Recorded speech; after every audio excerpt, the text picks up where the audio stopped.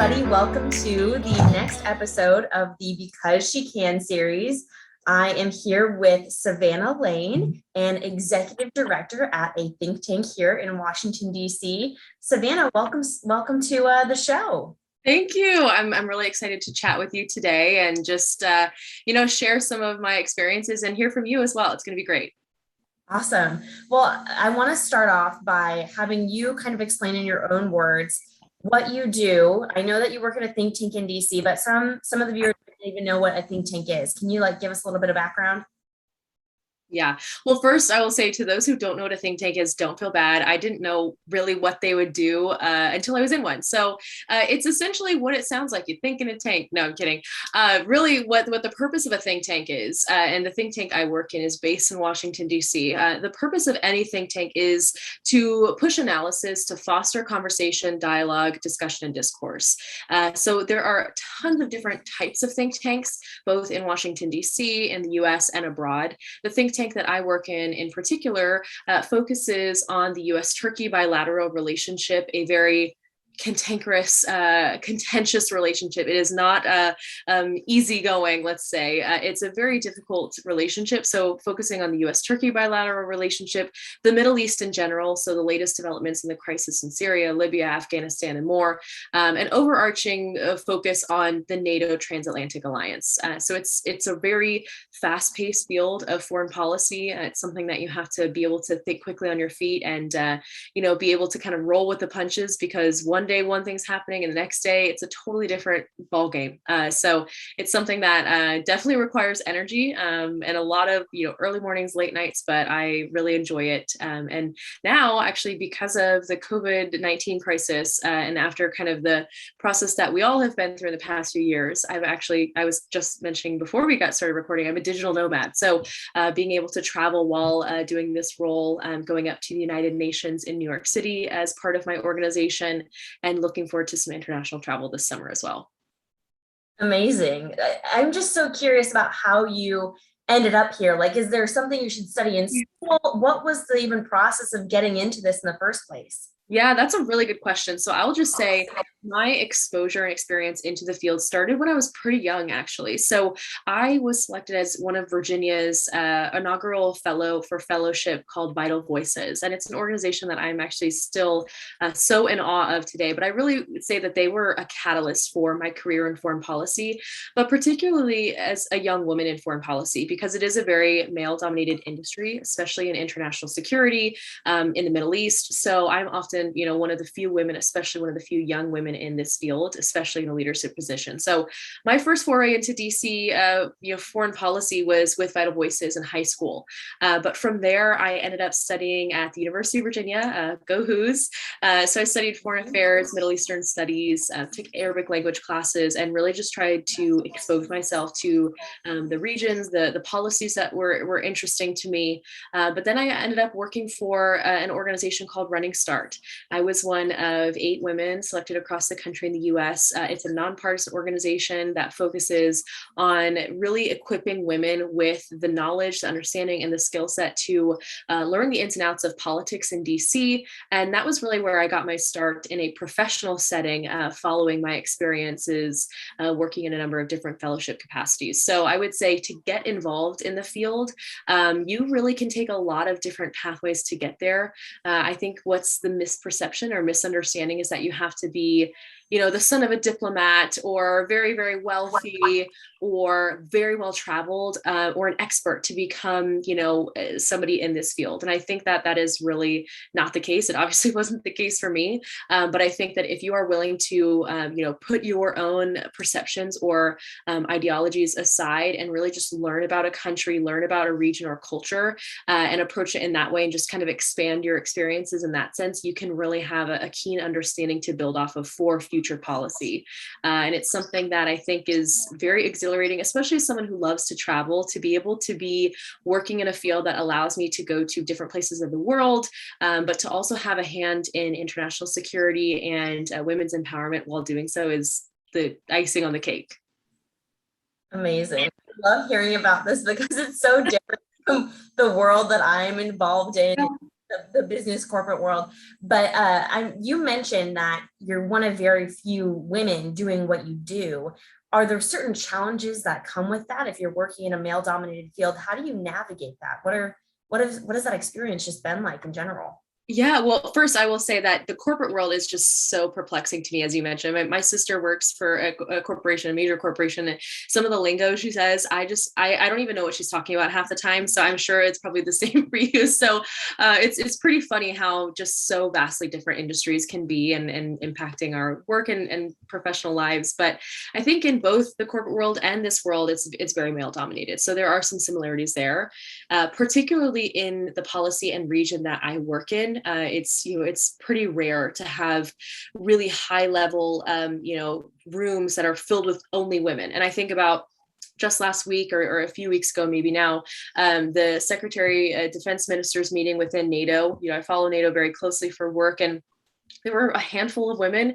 Don't get me wrong, there were many, many more than typical, which is exciting. But it's just we're so far off from the gender equity that we need to see in this field. So the challenge is, I will say, I am very, very lucky that I work with a team, an organization of both men and women that are so supportive, especially the men in my organization. I work with a president who is Elite Chinar, who is just phenomenal in empowering me as a professional.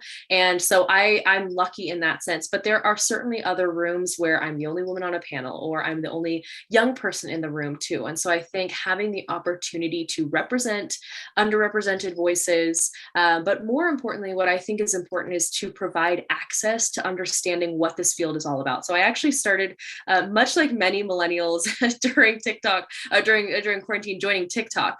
So I, started sharing what it was like to work in this field. Some days are boring, so it's not that glamorous. You can't be showcasing like exciting, travel during a quarantine, obviously, but you can showcase, the different articles that I'm writing, or the research that we're leading, or the organizations or governments that we're working with. And so people started to take interest. And the biggest theme that I found was that there are really few opportunities for young people in this field to get started, whether it be internships, fellowships, just kind of a game plan of, where do we even begin? And so I hope that with, fun little approachable things like this, or, TikTok, that more young people, more young women, and people who are likewise underrepresented in this field can see this as more attainable than it is, because it's going to be really important to continue this momentum of inclusivity in this job field. Yeah, and that's one of the reasons I started doing this series. I wanted to showcase the stories and just make it seem a little bit more tangible for folks who are kind of coming up in the field. So I'm glad that you could join us. And I actually wanted to interview you, Savannah, because you popped up on my TikTok. Wait, I know this person. So funny. And you were giving really good advice about like how to find internship in DC, in the field. You were talking about like a day in your life and what it looks like. So I feel like you're lowering that barrier that I think for a really long time has existed into, how to get into this type of work. So I'm excited about your TikTok, and I hope people go find you over there, because it is really great stuff that you're producing. That's so awesome. Well, and it's funny because, I had that, I have, quite a lot of followers for what I think would be expected, for me at least, because I don't care to join, the influencer world. I think it's fun, but it's just not for me, because quite frankly, that's exhausting, and power to people who have the energy to do that. But for an account like this, it's just something that is fun. It's not glamorous. It's just the day in, day out of what this role is like and how to join this career field. But I had that first encounter of running into someone that I had never met before in DC, who recognized me from TikTok. And I thought it was the funniest and weirdest experience ever. But I had fun with it. And I hope that it's helpful for people to see, kind of like you were saying, this more tangible, realistic expectation. And another thing too is that there are people who have never seen, monuments in DC. So just showing, what it is like to see, okay, here I'm working today at the State Department. Here's what the outside looks like. You see it in the movies, you see it in TV shows, but what does it actually look like walking down the street? So it's pretty surreal to some people who have never experienced that. So I hope it's a little bit more accessible in that way. No, it totally is. It totally is. I love watching your content, and you're doing a way better job than me at showcasing it. So thank you. I wanted to ask you, because I feel like in part of your work, you're in front of the camera a lot. I've seen you do interviews on TV. I've seen you've been on different panels, and I get how that would translate to you making TikToks, but how is it being on camera for your job and kind of having to be a bit of an expert Yeah. when speaking? And is that just something you're naturally comfortable with, or how'd you get there? Definitely not. Well, I will say I've never been shy. I don't think anyone in my life, friends, family, colleagues, would ever think of me as shy. So it's not in the sense that I'm, not comfortable speaking to others. But when you are appearing on international television or international media, you don't know what they're going to ask you. You have a general idea of a topic, and typically you're given just a few hours notice. So it's not like I have days to prepare information for this. So when you aren't given a lot of notice, that can be pretty nerve wracking, because you can always turn down an interview, of course, but you have to, if you're going to join, you have to know what you're talking about, and you have to have a good experience, a good understanding. But what's really difficult is being able to, one, set aside your own personal opinion. You're analyzing things from the framework of what is happening and how does this impact X, Y, and Z of the topic. And it's very tempting to sometimes put your own spin on things in terms of what you think of, an instance, or, how you think the policy might change pending on the, political partisanship. So I would say, first and foremost, it is really important to have the integrity and understanding of just relying on what is actually happening and how it impacts future opportunities and experiences. But that really did not come, the first day of my job. I was ready to hit the ground running for interviews. I mean, there was a lot of legwork that went into me becoming comfortable in the content material. So first and foremost, transitioning from undergraduate, where you're kind of just given this very broad brushstrokes lay of the land of, the region, or just policy worlds in general, to becoming a subject matter expert. I mean, that takes decades and decades. So I personally would never say I'm a subject matter expert, but I have been labeled that on a number of channels, and I think it's kind of funny. So what I will say is, I do think I bring a really unique perspective. And I think for people who are interested in pursuing foreign policy in the communications lens, being on television in that sense, is knowing what you know and knowing what you don't know. So don't be afraid to admit during interviews or conversations, I'm not really sure about the details of that, but what I do know is, fill in the blank there. But also, I think what's important is to just hone in on and own your own understanding. So for instance, when I am joining a panel and I'm the only young person or the only American, which is pretty typical to be the only American on the panel, I think it's obviously very challenging to expect little old me to represent the entire perspective of America. But what you can do is understand how certain elements will play in the DC political space, in foreign policy space, or just in America at large. So I think that's something that takes practice. It definitely takes courage. And I think it takes a thick skin, because there are people who, I'm not very active on Twitter, but there are certainly people who love to tweet at me and criticize me. My favorite tweet that I've ever received was someone who commented, quote, "What shame to have this woman on the panel." So I guess they were just angry that I was appearing as a young woman, which I honestly laughed about. So coming into this field, to be an expert, you have to be constantly staying up to date with the latest news. So I will say I'm a news junkie when it comes to, my subject matter elements. I read almost every article that I can on NATO, US, Turkey, the Middle East, things of that nature, just to stay really present on the different perspectives and different thoughts out there. And then, of course, being able to kind of articulate what's very contentious and complex into easily, appetizing bite-sized pieces for viewership. You don't want to be quoting research articles and statistics and things that people don't care about. You want to make sure that what you're saying translates to the general layperson. So my goal in everything I do, as I've mentioned, is to be, approachable, to have things be realistic and tangible. So if someone were to turn on the TV or the news segment when I'm joining discussing a very difficult matter, I want people to understand, even with no background knowledge, what I'm talking about, and at least take away something from that. Whether they agree with me or not may not be the case, but at least they can understand what I'm sharing in a non-nuanced way. So it's definitely something that is exhilarating. I think I've mastered that whole leggings on the bottom, blazer on the top, like slippers look for the Zoom world. But I'm looking forward to jumping back on camera in the studios, hopefully sometime soon, both in DC, Turkey, or wherever I am in the world. No, that's incredible. And I can't believe that somebody tweeted randomly in the middle. with no context. But haters gonna hate, I guess. Yeah. I feel like you also probably gained some of this like confidence from being Miss Virginia. You were Miss Virginia 2015. You were top 15 at Miss America, and you have to be a great public speaker to go through that. So, how do you think being Miss Virginia, competing in the Miss America organization, how did that help you? With your career, just life goals in general. Do you think that helped you in any way, or maybe hurt you? I don't know. Well, I think it definitely helped me. There's no question. I mean, for those who don't know, the Miss America system is a scholarship system. I think honestly, most pageants or competitions, I should say, of that sort are scholarship based. But to be able to pay for my tuition at the University of Virginia was obviously a win in and of itself. But the opportunity to just interface with so many people from across the Commonwealth, across the country, was really incredible.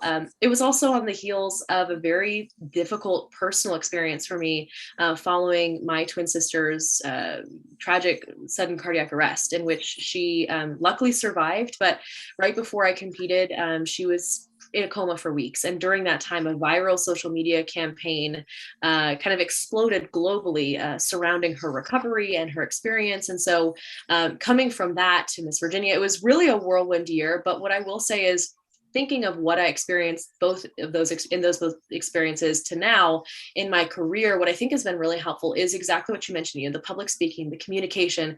I joke and say it was the best job training I ever had because really to be able to be comfortable speaking to people from all walks of life, all different backgrounds, to take that and use it in my travels internationally, also on camera, being trained by Dick Clark Productions and using their sort of media savvy skills on Capitol Hill or in the think tank world, you really can't beat it. I mean, I've never had an internship or a fellowship experience that has been able to top the kind of hands-on training, because you're thrust into the fire and you just have to run with it. So I think that is something too that I've learned, just to really be able to have grace under pressure.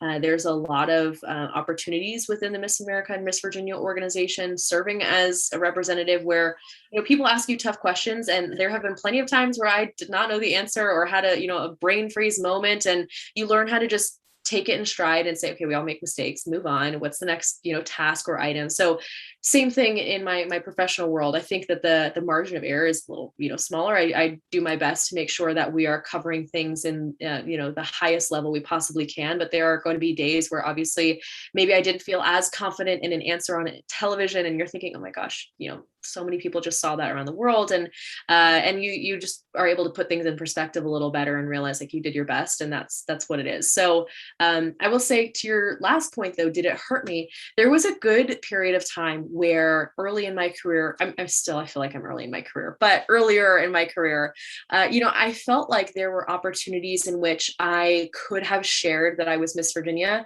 but I feared that people would not take me seriously academically or professionally.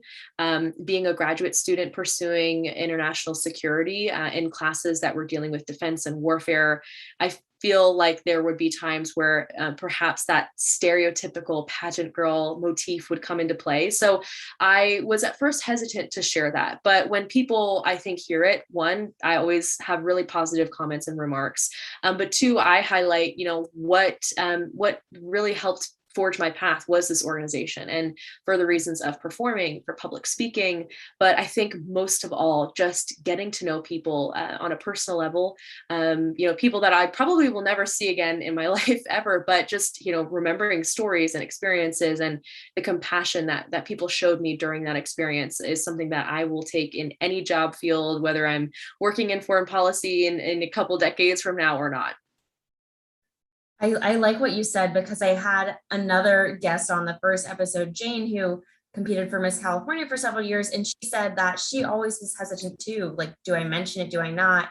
And she would put it on her resume, and it always did kind of get that intrigue and those follow-up questions and interest. And it was never really negative. So Yeah. Okay, just put it on the resume and see what happens, because it's probably going to be positive. At least you'll be memorable for sure, right? Like, you are there. So I totally agree. I liked what you said about grace under pressure, that you might say something, you're on TV, a ton of people are watching you, if you don't like it, you're going to have to shake it off, right? You can't go undo it. What do you do in those kinds of situations? Like, what's going through your brain? How do you kind of move on so you can continue to focus on the next thing on your to-do list instead of, reflecting and agonizing over what you wish you would have said? Yeah, well, I will say, I think one of my greatest strengths, and if you had asked me a few years ago, I never would have thought of this, but something that I have felt very blessed with is the ability that I don't dwell on things. And I have a number of friends and close friends and family members who deal with anxiety. And unfortunately, a lot of that comes from, overthinking, dwelling on things. So sometimes I should be dwelling on things that I am not, but I will say when it comes to things like that, I really try not to dwell on the past, on mistakes, on things, embarrassing moments, whatever it may be. We all have them. We're all human. So I do my best to try to be really present, and thinking in the future. But when it's happening as you speak, when you're having that kind of moment, like, oh my gosh, my face is it's burning hot red. I know I'm sweating, whatever it is. I think that the most important thing is to realize that, people like to see human elements. I think the biggest thing is, luckily, I have not experienced this in my professional capacity on air or anything like that. Maybe when I've been emceeing or said someone's name wrong or something like that. But, if you really do have some sort of error that needs to be addressed, I would say just do it immediately versus something that, you're reworking things way later in the conversation. The thing about foreign policy is obviously everything can be fact checked. Everything can be, Googled as you're speaking. So I always make sure that anything that I am saying, whether it's something that is a personal belief or a fact or something, that I know for certainty that that is, to my knowledge, accurate, or the accurate interpretation, whatever it may be. So I think that that comes from being able to pause, breathe, and not just jump into something right away in a conversation or an interview. But I think the most important thing is people are willing to forgive and forget. So if you do make mistakes, instead of dwelling on it or focusing on it, think of the fact that, one, you're human. You're just doing the best of showing up every single day. Who knows what else you have going on in your personal life? So just take it in stride and address what may need to be addressed. Hopefully nothing major, but if so, own it and move on. And that's something that we all need to do, whether you're a professional or not, student, just in your life, exploring new opportunities. You're going to make mistakes. That's inevitable, but how you deal with it is how people will either really learn to respect or disrespect, who you are as a person. Yeah. My favorite quote, I think, is like, life is 5% what happens to you, 95% how you react to it. Yeah. Totally the case. Like, how you react to a situation that might not go how you wanted is what's really going to define you. And being able to I think we all have our own bandwidth of how we can handle that, right? Like, if I were applying to something like a really competitive fellowship and I didn't get it or anything, I'm just going to brush that off. Now, if I have a flat tire in the middle of nowhere, because this did happen to me, I'm going to be really grumpy and dwelling on this. And so, we all have spaces to grow. Maybe you're someone that needs to grow in your reaction to some work stress or whatever. Mine would be anything car related. I'm working on it. I know if my boyfriend sees this, he's going to die laughing, but because he's always there when things go wrong in the car. But I will say that, we all have things we're working on. We all have things that we need to improve on ourselves. So maybe seek this as a challenge, put yourself out there. And if you are, either, challenged or making mistakes, or you get rejected from an opportunity, see that as a win instead of how you can learn in your own reaction. Nice. I feel the same way with the car stuff. Last week we died and I had to quickly learn how to jump start it. Oh no. To this really important appointment. And I was so stressed, but I'm really proud of myself. I did it. So I'm proud of you too. Yeah. I'm just going to call AAA, but you for learning. Well, I like to ask all the guests if they have like one key piece of advice that they want the listeners to take away. It doesn't have to be professional related. It doesn't have to be pageant related, but what's one thing that you kind of carry with you that you want to share as a piece of advice to follow? Yeah, well, I think first and foremost, if you had, I remember this so clearly. This is like such a typical DC space, the Founding Farmers place. I was sitting there, I'm drinking coffee, and I had just met with a young woman who was just coming out of Rome, and she had just gone there for a work trip. And I remember thinking, what does she do? This was just a passing conversation. And I think, what does she do? I mean, she's going to Rome. I want to do that. And, it was just kind of like a funny, fleeting thought. And I was joking around with my friends, like, I'm going to become a travel blogger or something, which again, I would never want to do that, honestly. But I just thought of how fun it would be to combine both of my passions of foreign policy and a love of policy work in general with my love of travel and that opportunity. And so I just never really gave that conversation a second thought until, a couple years later, I was on my way to Morocco. I'm landing in Casablanca and I thought, oh my gosh, I'm literally doing what I kind of flippantly joked about, thinking that would never be my reality. And so I think it goes to a point, a quote, or whatever you want to call it, this thought that I carry around with me because, if you had asked me how I got here, there's no way that this path could have been duplicated. It's one decision which led to another, and pursuing opportunities, fearlessly and really boldly. But it's the idea that, I had a goal. It's just not really the plan or path to get there. So I think, write your goals, your intentions, what you want to do, maybe loosely, or maybe even just who you want to be in Sharpie, like write it down in pen, have that be your mantra, your what you're working towards, but have the path be in pencil, because obviously it's going to change. You're going to have to scratch some things out, or you're going to have to erase some opportunities that you were maybe banking on and it just didn't work out. Maybe, an international pandemic is thrown into the mix there too. Who knows? Yeah. But I think that if you can operate in your life knowing exactly who you want to be and the values, the person you want to be, and maybe that big ticket item or big goal that you have, and you're malleable and flexible about how you get there, I think that you're going to enjoy that journey a lot more than if you are just, planning meticulously every single detail of your life, because something is always going to inevitably go wrong. And it's like we were talking about earlier, that reaction, that ability to kind of, change paths or change gears to adjust accordingly is what's going to be that make or break moment in your life, I think. Amazing. Well, Savannah, I want to kind of wrap it up here, but I'd like to ask, how can people keep up with you? I know you're on TikTok.